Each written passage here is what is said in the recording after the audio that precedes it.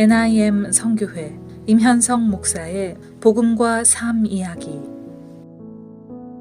하나님의 나라는 우리가 믿는 복음의 중심에 있습니다.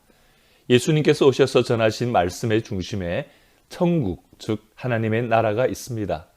그래서 예수님의 전하신 복음을 천국 복음, 하나님 나라 복음이라고 복음서는 알려줍니다. 예수님께서는 자신이 바로 이 하나님 나라를 이 땅에 가져오시는 분이심을 증거하셨습니다. 그리고 그것을 보여주시고 실천하신 모습이 각종 병든 자를 고치시고 죄인들을 부르시며 회개와 구원의 말씀을 전하셨던 것입니다. 마태복음 9장 35절 36절에도 보면 이렇게 말씀하고 있습니다. 예수께서 모든 성과 촌에 두루 다니사 저희 회당에서 가르치시며 천국 복음을 전파하시며 모든 병과 모든 약한 것을 고치시니라. 무리를 보시고 민망히 여기시니 이는 저희가 목자 없는 양과 같이 고생하며 유리함이라. 예수님은 빛으로 이 세상에 오셨습니다. 어두운 세상에 하나님의 나라를 임하게 하셔서 빛을 비추셨습니다. 이 세상의 삶에서 전진해서 들어가야 할 땅이 하나님 나라임을 보여주셨습니다.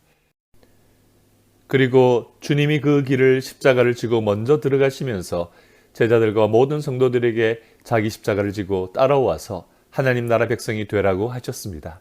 아마도 처음에 사람들은 십자가를 지신 주님이 실패인 것처럼 생각했겠지만 주님은 부활하심으로 사망을 꺾으시고 부활의 처음 열매가 되셔서 하나님 나라는 반드시 완성될 것임을 증거하셨습니다. 이것이 사도 바울이 깨달았던 것이고 초대교회 성도들과 우리들에게도 성경을 통해서 전하는 메시지입니다.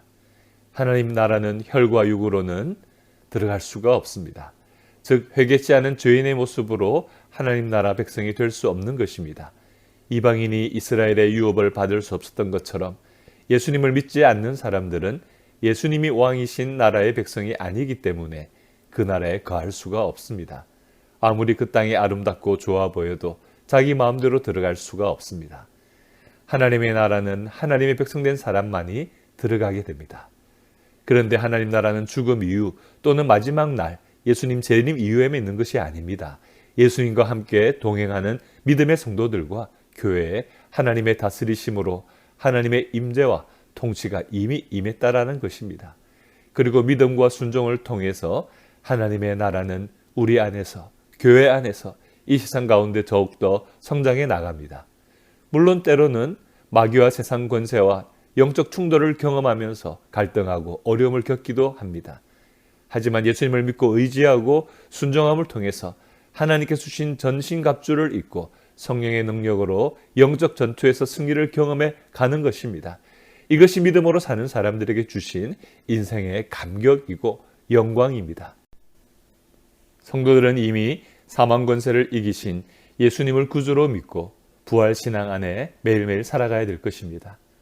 그러나 주님이 다시 오실 그때까지 마귀는 계속해서 저항할 것입니다. 마치 벌이 벌침을 쏘아서 독을 퍼뜨려 몸을 마비시키는 것처럼 사망이 쏘는 공격용 무기로 죄를 사용한다고 합니다. 사망이 죄인 위에 군림하는 권리를 죄가 준 것입니다. 모든 사람들이 첫 인간 아담의 후손으로 이 죄성을 물려받은 죄인인데 계속 죄 안에 살게 하면서 사망 아래로 끌고 와서 그 인생을 이미 죽은 가치 아래 살아가는 영적인 소망이 없는 상태로 살게 하는 것입니다. 그리고 최후의 날에 죄가 사람들에게 형벌을 받게 하는 근거가 그 권능을 주는 것이 죄를 죄로 정죄하고 죄인들을 고소하는 바로 율법인 것입니다. 그래서 율법주의적인 신앙 아래에 있는 사람은 부활의 기쁨, 감사, 능력이 없는 것입니다.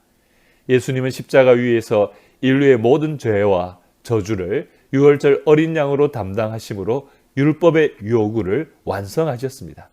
그래서 예수님 뒤에 있는 믿음의 사람들은 이 율법의 고소를 완전히 방어할 수가 있습니다.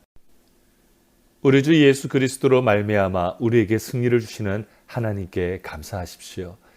이미 사망에 대한 승리를 거두신 예수님과 매일매일 함께 동행하며 그 하나님 나라 복음의 능력을 나타내는 삶을 살아가시기를 바랍니다. 부활하신 예수님께서 재림하실 그때를 사모하며 이 소망 가진 성도들을 사탄은 계속해서 공격하겠지만 우리는 그 공격을 분별하고 대항해야 됩니다. 믿음 위에 굳게 서서 흔들리지 마십시오. 사탄에게 빌미를 주지 말고 항상 주님의 일에 열심을 다하는 삶을 살아가시길 바랍니다. 주님을 위한 성도들의 사랑과 헌신, 그 수고는 결코 헛되지 않을 것입니다. 부활의 소망을 굳게 잡고 하나님 나라 복음의 성도로 살아가는 우리들을 우리 주 예수님께서 끝까지 붙잡아 주실 것입니다. 아멘. 지금까지 NIM 선교회 임현성 목사의 복음과 삶 이야기였습니다.